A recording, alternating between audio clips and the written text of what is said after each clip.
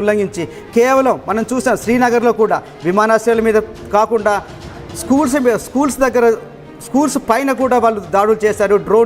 డ్రోన్స్తో బాంబులు వేశారు. అలాగే హాస్పిటల్స్ పైన కూడా దాడులు చేస్తున్నారు. అందుకనే భారతదేశం భారత ఆర్మీ ఒక పౌరులందరినీ హెచ్చరిస్తూ ఒక బ్లాక్అవుట్ని అమలు చేస్తోంది. ప్రజలెవరు బయటికి రాకండి, ప్రజలెవరు కూడా మార్కెట్లోకి తిరగకండి, ప్రజలెవరు కూడా స్కూల్స్ కూడా మూసేశారు. కేవలం ఇది ప్రజల సేఫ్టీని వాళ్ళ భద్రతను దృష్టిలో పెట్టుకొని పాకిస్తాన్ నుంచి వస్తున్న అనైతిక దాడిని ఎదుర్కోవడం కోసం. ఎందుకంటే పాకిస్తాన్కు మన ఆర్మీని ఎదుర్కొనే సత్తా లేదు, అంత చాకచక్యం కానీ అంత టెక్నాలజీ లేదు. ఎందుకంటే ఆ ఆర్మీ ఉన్న ప్రాంతాల్లో S-400 కాకుండా మన దగ్గర చాలా గగనతల రక్షణ వ్యవస్థలు చాలా రెడీగా ఉన్నాయి. అందుకని మన ఎయిర్ బేసులను కానీ మన ఆర్మీ క్యాంపులను కానీ ఏమీ చేయలేమని తెలుసు. కాబట్టి అనైతికమైన యుద్ధం చేస్తున్న పాకిస్తాన్ చిన్నపిల్లలు ఉన్న స్కూల్స్ పైన కానీ హాస్పిటల్స్ పైన కానీ దాడులు చేస్తుంది. కాబట్టి అందుకే మన ప్రభుత్వం అందరినీ అలర్ట్ చేసింది. అందుకనే బ్లాక్అవుట్ ప్రకటించింది. ఎక్కడ లైట్లు వేయకండి. ఒకసారి హైదరాబాద్ ఎంపీ ఓవైసీ మాట్లాడుతున్నారు. పాకిస్తాన్ పైన అసదుద్దీన్ ఓవైసీ రెచ్చిపోయారు. పాకిస్తాన్ని ఎట్లాగైనా కూడా ఈసారి నేలమట్టం చేయాల్సినట్టుగా మాట్లాడుతున్నారు. ఒకసారి లైవ్ లో మాట్లాడుతున్నారు. ఏం మాట్లాడుతున్నారు చూద్దాం. तुम किसी से जंग मत करो, मगर अगर कोई तुमसे जंग करता है तो साबित कदम रहो. तो हमको अब साबित कदम रहना है. ये सवाल कोई हिंदू मुसलमान का, ईसाई का, बौद्ध का नहीं है. सवाल दो कौमी पार्टी कांग्रेस और बीजेपी के, उनको भी इन दोनों कौमी पार्टियों को अपनी तू मैं में खत्म करनी चाहिए. सवाल यह है कि हमको एक शीशा पी रही दीवार की तरह ऐसे मुल्क के खिलाफ खड़े होना है जो सारी दुनिया के लिए खतरा है. बल्कि कभी ना कभी किसी वक्त पे इस दुनिया के जी असर लोगों को, उनके लीडर्स को तय करना पड़ेगा कि क्या इस मुल्क में न्यूक्लियर बम रखने की इजाजत दी जा सकती है. इनके पास जो न्यूक्लियर बम है उसको डिसआर्म करने की जरूरत है, इसको खत्म करने की जरूरत है. और बार बार आप बोल रहे हैं, कमीनगी की हद ये है कि श्रीनगर में दवाखानों को निशाना बनाया गया. और याद रखिए, वो जो पूंछ के मौलाना को जो इंतकाल हो गया, जो शहीद हो गए, उनको एक हिंदू MLC ने अपनी गाड़ी में बिठाकर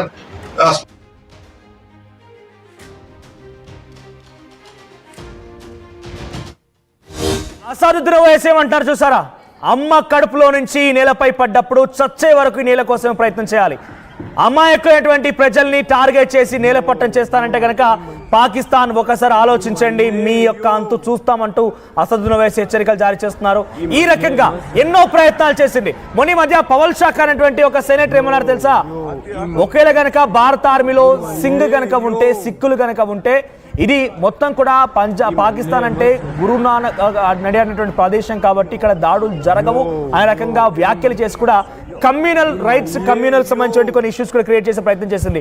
కానీ ఇది భారత్ పవర్ సత్తా. పూంచ్, ఉరి అటువంటి సెక్టార్లో దాడులు చేస్తుంటే ఒక పెద్ద ఆయన 20 ఏళ్ల ముసలాయన, నేను చనిపోయిన పర్వాలేదు, నా కుటుంబం చనిపోయిన పర్వాలేదు, కానీ పాకిస్తాన్ అంతు చేల్చాలంటూ చాలా అగ్రెసివ్ గా కోపంగా మాట్లాడి భారతీయుడి సత్తా. ఇప్పుడు చూడండి, మనం కొన్ని సందర్భాల్లో ఇక్కడ రాజకీయ పరిణామాల దృష్ట్యా విభేదాలు ఉన్నా, విభిన్న ఐడియాలజీ ప్రకారంగా ఉన్నా, ఎన్ని రకాలుగా చర్చించుకున్నా కూడా ఒకసారి దేశానికి ఏమైనా అందరం కలిసి కట్టుగా పోరాడతాం చూస్తారా? ఇది భారతీయుల తెగింపు అంటే, ఇది భారతీయుల స్థైర్యం అంటే. సో ఈ రకంగా సార్, అంటే ఒకవేళ కమ్యూనల్ రైట్స్ క్రియేట్ చేసే ప్రయత్నం, రిలీజియస్ కొంత వయలేషన్స్ క్రియేట్ చేసే ప్రయత్నం పాకిస్తాన్ వైపు జరుగుతున్నాయి. అక్కడ సెనేటర్లు మాట్లాడుతున్నారు. ఏకంగా అయోధ్య దగ్గర మళ్ళీ మసీద్ నిర్మించి మా పాక్ ఆర్మీ చీఫ్ అక్కడికి వెళ్ళిపోయి పూజలు చేస్తారంటూ కూడా అక్కడ కొంతమంది ప్రజాప్రతినిధులు మాట్లాడుకొచ్చారు. కానీ ఇప్పుడు అసదుద్దీన్ ఓవైసీ మాటలు చూస్తుంటే భారత్ మొత్తం ఏకమైంది, 140 కోట్ల మంది ఏకమైపోయి పాకిస్తాన్ పైన యుద్ధం చేస్తున్నట్టుగా కనబడుతోంది. సో ఇటువంటి సినారీ ఎలా చూడాలి, మనం ఎట్లా విశ్లేషించాలి? మనోజ్, ఇండియాకు సంబంధించి టెర్రరిస్టులు ఓడిపోయారు, టెర్రరిజం ఓడిపోయింది. ఒక విషయం మనకు స్పష్టంగా కనిపించింది. కాశ్మీర్లో ఉన్న పహల్గామ్లో టెర్రరిస్టులు దాడి చేసి 26 మందిని చంపేసినప్పుడు వాళ్ళు చేసిన పనేంటి ఒక్కసారి గుర్తు చేసుకోండి. వాళ్ళందరినీ మతపరంగా విడదీశారు. ఒక్కొక్కరిని వాళ్ళు మీ మతం ఏంటి అడిగి మరీ చంపారు. హిందువుల్ని మాత్రమే చంపారు. వాళ్ళ టార్గెట్ ఒకటే, ఈ దేశం మతపరంగా. మరొక బ్రేకింగ్, హర్యానాలోని సిర్సా ప్రాంతంలో అటు పాకిస్తాన్ ప్రయోగించిన ఒక మిసైల్ అక్కడ పడిపోయింది, కానీ పేర్లేదు. అర్థం చేసుకోండి, అది పక్కాగా చైనా నుంచి వచ్చిన మిసైలే. చైనా నుంచి వచ్చిన మిసైలే, అదొక తుస్సు బాంబు అక్కడ పడిపోయింది.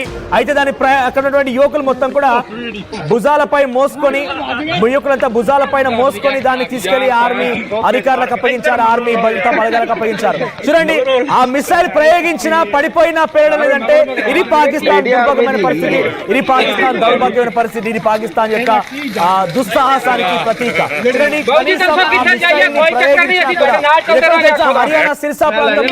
హర్యానా సిర్సా ప్రాంతంలో మిసైల్ ప్రయోగిస్తే దాన్ని మన వాళ్ళు ఏం చేస్తారు, ఆడుకుంటారు, దాన్ని పట్టుకొని ఆడుకుంటూ భుజాలపై మోసుకొని తీసుకెళ్లి ఆర్మీ అధికారులకు అప్పగించారు. ఇది భారతీయుల తెగింపు, ఇది భారతీయుల యొక్క ధైర్యం, పవర్ అంటే. సో కనీసం ఈ మిసైల్ పని చేయడం లేదు, కానీ మీరు పిచ్చి పిచ్చి కూతలు, కారు కూతలు కూస్తూ భారత్ ఏదో చేద్దామనేటువంటి ప్రయత్నం చేస్తున్నారు. కాసేపు భారతీయులు వాటిని చూసి ఆడుకున్నారు కూడా. అవి ఒక పేపర్ రాకెట్ లాగా, చిన్న చిన్న కాగితపు ముక్కల్లాగా వాటిని పట్టుకొని ఆడుకున్నారు. సో ఇటువంటి చూసినప్పుడు ఏమనిపిస్తుంది సార్, నిజంగానే ఇందాక చైనా నుంచి వచ్చిన ఒక మిసైల్ని, డ్రోన్ని పాకిస్తాన్ ప్రయోగించగా పాకిస్తాన్లో పడేసుకుంది, పాకిస్తాన్లోనే పేలిపోయింది. అక్కడ ప్రజలు వెళ్ళిపోయి దాన్ని చెప్పులతో కొట్టు, కాళ్ళతో తంతున్నారు. ఈ విజువల్ చూసి నాకు ఏమనిపించింది? ఖచ్చితంగా పాకిస్తాన్ ఎంత బలహీనంగా ఉంది, సైనికంగా కావచ్చు, ఆర్థికంగా బలహీనంగా ఉంది. పాకిస్తాన్ రాజకీయంగా చాలా వీక్ అయిపోయి పతనమైపోయింది. ఇప్పుడు సైనికంగా చాలా అత్యంత బలహీనంగా ఉంది. నిజానికి పాకిస్తాన్ని వీళ్ళందరూ ఒక జోకర్, మొత్తం దేశాన్నే జోకర్గా చేసేశారు. పాకిస్తాన్కి టర్కీ ఇచ్చిన చాలా డ్రోన్స్ కూడా పనిచేయట్లేదు. ఒక్క డ్రోన్ కూడా భారత్ పైన దాడిలో సక్సెస్ కాలేకపోయింది. అట్లాగే చైనా ఇస్తున్న ఆయుధాలు, చైనా ఇస్తున్న మిసైల్ వ్యవస్థ HQ-9P ఒక్కటి కూడా మన దేశ మిసైల్ దాడిని ఆపలేకపోయింది పాకిస్తాన్లో. తర్వాత మనోజ్, ఇంతకుముందు మనం ఒక విషయం మాట్లాడుకుంటున్నాం, భారతదేశాన్ని మతపరంగా విడదీయాలి, ఇక్కడ మత కల్లోలాలు సృష్టించాలి, మతపరంగా ఒక అశాంతిని క్రియేట్ చేయాలని ఏదైతే పాకిస్తాన్ కానీ, పాకిస్తాన్ సైన్యం కానీ, పాకిస్తాన్ ప్రేరేపిత ఉగ్రవాదులు కానీ ఏదైతే కుట్ర చేశారో ఆ కుట్ర ఫెయిల్ అయిపోయింది, ఆ కుట్ర విఫలమైందని చెప్పాలి. దాని కారణం ఏంటో మీకు చెప్తున్నాను మనోజ్. ఒకటే, పాకిస్తాన్ నుంచి వచ్చిన ఉగ్రవాదులు మతాన్ని చూసి హిందువా ముస్లిమా అడిగి మరీ చంపారు. వాళ్ళ టార్గెట్ ఒకటే, హిందువులందరినీ చంపితే భారతదేశంలో ఉన్న మెజారిటీ హిందువులందరూ కూడా ఇక్కడున్న ముస్లింలకు వ్యతిరేకంగా మారుతారు. వాళ్ళందరూ ముస్లింల మీద దాడి చేసి దేశంలో అల్లకల్లోలం రావాలి, దేశంలో అశాంతి రావాలి, ఇక్కడ ప్రజలు కొట్టుకు చచ్చిపోవాలని చెప్పేసి పాకిస్తాన్ కానీ, పాకిస్తాన్ నుంచి వచ్చిన ఉగ్రవాదులు కుట్ర చేశారు. కానీ వాళ్ళందరూ ఇందులో అట్టర్ ఫ్లాప్ అయ్యారు, ఫెయిల్ అయ్యారు. ఎందుకంటే ఇట్లాంటి సమయంలో భారతదేశం అంతా కూడా మతాలకు అతీతంగా ఒక్కటిగా నిలిచింది. మనం చూసాం కాశ్మీర్లోనే, జమ్మూ కావచ్చు, కాశ్మీర్లో చాలామంది ముస్లింలు, అక్కడ మెజారిటీ ముస్లింలు కాబట్టి వాళ్ళందరూ ఒక్కటైపోయి వచ్చిన అక్కడ పర్యాటకులకు సంఘీభావంగా నిలిచారు, సపోర్ట్గా నిలిచారు. పాకిస్తాన్ను వ్యతిరేకిస్తూ, పాకిస్తాన్ను ఖండిస్తూ వాళ్ళందరూ శాంతి ర్యాలీలు. బహుశా మనం గత 74 సంవత్సరాల్లో ఎప్పుడు కూడా ఇలాంటి పరిస్థితి మన కాశ్మీర్లో కానీ దేశంలో ఎక్కడ చూడలేదు. మొత్తం కాశ్మీర్ అంతా కూడా ఒక్కటిగా నిలబడింది. దేనికి నిలబడింది? పాకిస్తాన్కు వ్యతిరేకంగా నిలబడింది, ఉగ్రవాదానికి వ్యతిరేకంగా నిలబడింది, భారత ఐక్యత కోసం నిలబడింది. వాళ్ళందరూ కూడా ముస్లింలు బయటకు వచ్చి పాకిస్తాన్ ముర్దాబాద్, పాకిస్తాన్ ముర్దాబాద్ అనే నినాదాలు చేస్తూ శాంతి ర్యాలీలు చేశారు. మేము భారతదేశం వైపు ఉంటామని చెప్పేసి. నిజంగా ఒక రకంగా చెప్పాలంటే ఇండైరెక్ట్గా ఇది భారత్కు కొంత మేలే చేసింది అనాలి. శ్రీనగర్ కావచ్చు, శ్రీనగర్ నుంచి చివరి దాకా చివరి కాశ్మీర్ ప్రాంతం కూడా వీఆర్ విత్ ఇండియా, మేము ఇండియన్స్ అని చెప్పి ఎలుగెత్తి చాటారు. ఇది మన దేశ చరిత్రలో మొట్టమొదటిసారి జరిగిందని చెప్పాలి మనోజ్. అదొకటే కాదు, ఇక్కడున్న చాలామంది హిందువులు కూడా మేము హిందూ ముస్లిం బాయ్ మేము ఎప్పటికీ విడిపోమని చెప్పేసి చాలా స్పష్టంగా, గట్టిగా, ఓపెన్గా, పబ్లిక్గా చెప్పారు. ఇది